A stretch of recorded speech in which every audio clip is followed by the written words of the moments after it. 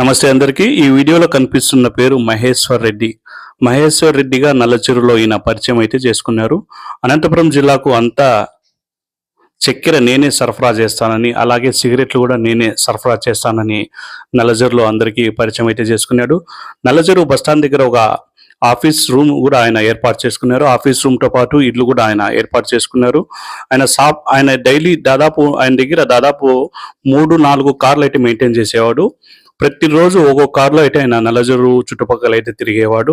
ఆయన చూసేదానికైతే చాలా హుందాగా ఉండేవాడు. ఖద్దరు షర్ట్ వేసుకొని 10,000లో 10 ఉంగరాలు పెట్టుకొని చాలా హుందాగా అయితే కనిపించేవాడు. నల్లచెరులో కొంతమంది యువకులు మరియు వ్యాపారస్తులతో ఆయన పరిచయం చేసుకున్నాడు. వ్యాపార నిమిత్తం నాకు కొద్దిగా డబ్బు అవసరం ఉందని, నేను ప్రతిరోజు మీకు వడ్డీ ఇస్తానని ఆయన వారితో అయితే చెప్పాడు. ఇదేదో బాగుందని మనమైతే నెల ఫైనాన్స్ అంటే ప్రతి నెల అయితే మనం వడ్డీ ఫైనాన్స్ చూసాం, కానీ ఇది డైలీ ఫైనాన్స్ అనేది నల్లచెరువు మండల ప్రజలకైతే కొత్తగా అనిపించింది. అలాగే వారు ప్రతి ఒక్కరు కొంతమంది అయితే 5 లక్షలు 10 లక్షలు తెచ్చి ఇచ్చారు.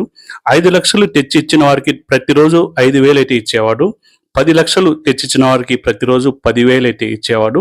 ఇలా ఆయన ప్రతిరోజు ఖచ్చితంగా ఫైనాన్స్ అయితే ఎవరైతే డబ్బులు ఇచ్చారో వారు ఖచ్చితంగా ఫైనాన్స్ అయితే ఇచ్చేవారు. ఇలా డైలీ ఇస్తానండి ఆశపడి ఇంకా ఎక్కువ డబ్బులు అయితే తెచ్చి ఆయన చేతిలో పెట్టారు. అలాగే డబ్బులే కాకుండా నల్లచెరువు మండలంలో ఈ గొర్రెలు పొట్టేళ్లు వ్యాపారం చేసుకునే రైతుల దగ్గర కూడా దాదాపు 3-4 లోళ్ళ గొర్రెలు పొట్టేళ్లు కూడా ఆయన తీసుకొని పోయాడు.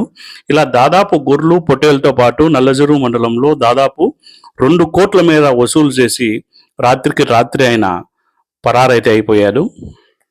ఇలాంటి సంఘటనలు మనం దేశంలో కానీ రాష్ట్రంలో కానీ ఎక్కడో చోట వింటూనే ఉంటాం, చూస్తూనే ఉంటాం. కానీ ఆ మ్యాటర్ ఆ రోజే మర్చిపోతాం. మన ఊరిలో ఎవరో ముఖం తెలియని వ్యక్తి లక్షల డబ్బులు అడుగుతున్నాడంటే ఏ మటుకో ఆలోచించకుండా అతనికైతే మనకు ఆశపడి ఎక్కువ వడ్డీ ఇస్తున్నాడని ఆశపడి అతనికైతే లక్షలు మన దగ్గర ఉన్నా లేకున్నా వేరే చోట అప్పు తెచ్చి మరి ₹2 బయట అప్పు తెచ్చి ఇతనైతే డైలీ ₹10 వడ్డీ ఇస్తున్నాడని ఆశపడి మనమైతే ఇలాంటి వారికైతే ఇచ్చి సర్వస్వం కోల్పోతున్నాం. మన వీధిలో ఎవరన్నా ₹1,000 2,000 అడిగినా కూడా మనం ఇవ్వము. అలాగే మన ఊర్లో మసీదు కానీ గుడి కానీ ఏర్పాటు చేస్తున్నాం కదా, అటువంటి వారికి కూడా అటువంటి మంచి పనులు కూడా మనకు సహాయం చేసేకి మనసు అయితే రాదు. ఇటువంటి వారికి ఇటువంటి ముక్కు మొహం తెలియని వారికైతే లక్షలు అయితే ఖచ్చితంగా ఇచ్చేస్తాం. ఎందుకంటే ఇది మనిషికి ఆశ అనేది చాలా ప్రమాదకరం.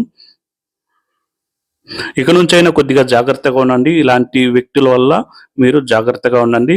ఎవరన్నా మీ ఊర్లో ఇలాంటి వ్యక్తులు వచ్చి వాళ్ళు వచ్చేకి చాలా హుందాగా అయితే వస్తారు. మంచి 4-5 కార్లు అయితే మెయింటైన్ చేస్తారు. ఇతను కూడా మా ఊర్లో దాదాపు 3 కార్లు మెయింటైన్ చేసేవాడు. ఒకటి స్కార్పియో, ఒకటి అలా మంచి కాస్ట్లీ కార్లు మెయింటైన్ చేసేవాడు. మంచి ఖద్దరు సెట్లు వేసుకొని 10,000కు 10 ఉంగరాలు మెడలో 5 తులాల గొలుసు వేసుకొని కనిపించేవాడు. ఇటువంటి వ్యక్తుల పట్ల ముఖ్యంగా ఇటువంటి కొత్త వ్యక్తులు ఎవరన్నా మీ ఊర్లో దర్జాగా హుందాగా కనిపిస్తే అటువంటి వారి నుంచి మీరు జాగ్రత్తగా ఉండండి. కేవలం 3 నెలల్లో నల్లచెరువు మండలంలో నల్లచెరువు టౌన్లోనే దాదాపు 2 కోట్లయితే ఆయన ప్రతి ఒక్కరికి కుచ్చుటోపు అయితే వేశాడు.